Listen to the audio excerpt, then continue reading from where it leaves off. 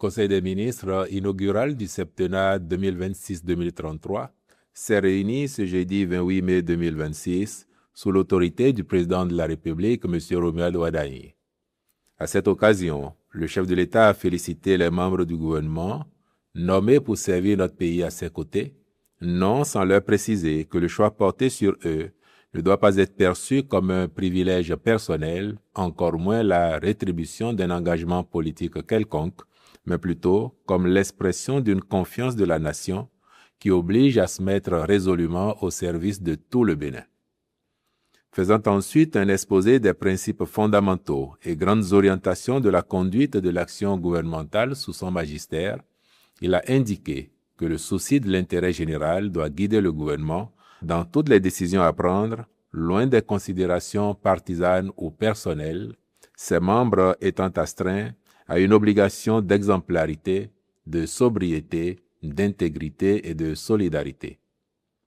Par ailleurs, le chef de l'État, en guise de priorité majeure du septennat, a fixé comme cap l'éradication de l'extrême pauvreté et la réduction sensible de la pauvreté, qui passeront notamment par une régionalisation plus significative du développement afin qu'à terme, les écarts entre les communes se soient substantiellement réduits. De même, il a indiqué comme autre priorité la défense et la sécurité de notre territoire et instruit le gouvernement d'y travailler résolument. Enfin, s'agissant de l'organisation du travail, le président de la République a expliqué que le Conseil des ministres se réunira désormais en session ordinaire selon une périodicité mensuelle, soit tous les premiers mercredis du mois, ce qui n'exclut pas des sessions extraordinaires en cas de besoin. Dans cette logique, le comité interministériel se tiendra de façon bimensuelle, soit les premiers et troisièmes lundis du mois. À noter qu'entre les sessions du comité interministériel et du Conseil des ministres, des conseils de cabinet se tiendront avec les ministres sectoriels sur des thématiques spécifiques chaque fois que nécessaire. Enfin, le chef de l'État a exhorté les membres du gouvernement à se mettre résolument à l'œuvre, avec la conviction que par le travail de qualité qui sera mené, notre pays progressera davantage et que les conditions de vie des populations s'en trouveront de plus en plus améliorées. Je vous remercie.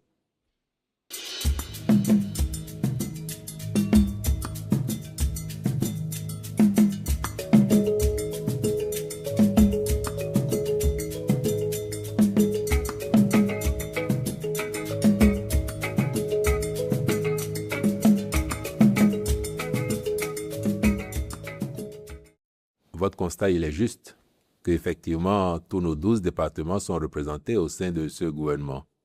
Ce qui justifie le choix du président de la République, c'est le désir d'assurer un équilibre entre les régions du pays, afin que tout soit effectivement autour de la table de prise de décision.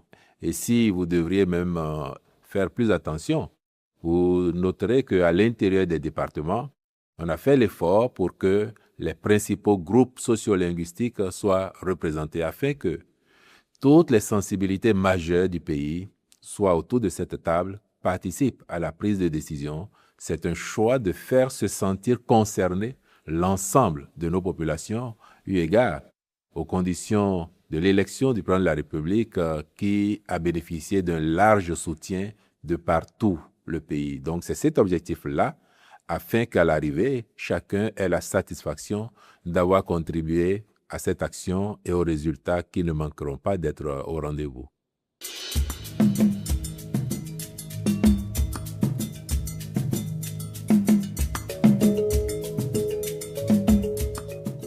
Cela ne tient pas, de mon point de vue, d'un constat d'échec, non, bien au contraire. Chaque chef de l'État, il a ses priorités et il définit les moyens de les réaliser. Le président Wadani a considéré que la présence d'un tel ministère dédié au secteur de la communication et des médias est utile dans l'atteinte des objectifs fixés dans son projet de société et ultérieurement dans son programme d'action de gouvernement. Et je pense que vous qui avez tellement récriminé la disparition, vous le constatez maintenant, temporaire de ce ministère, vous devriez plutôt être satisfait Et je gage que la ministre de la Communication et des Médias ne manquera pas de faire un travail formidable avec vous, de la presse et l'ensemble des acteurs concernés par son département ministériel.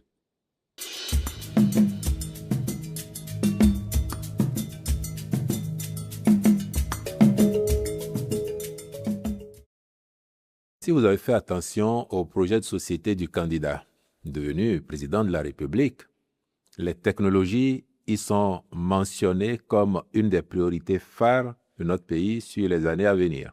Et il professe même que le Bénin va être exportateur de solutions technologiques. Et puis le monde d'aujourd'hui ne peut faire sans l'intelligence artificielle qui est devenue une donnée fondamentale de notre époque. Comment faire pour que notre pays suive ce rythme-là, ne soit pas à la traîne, ne consomme pas seulement ce que les autres font. Nous avons envie, nous aussi, d'être présents sur ce marché, déjà pour satisfaire nos propres besoins, mais en même temps apporter des solutions aux autres. Donc la présence de ce ministère se justifie par cette ambition que le Bénin ne soit pas seulement consommateur de ce que les autres produisent, en consomme quand il en a besoin, mais en produise aussi pour satisfaire ses besoins et pour offrir des solutions aux autres.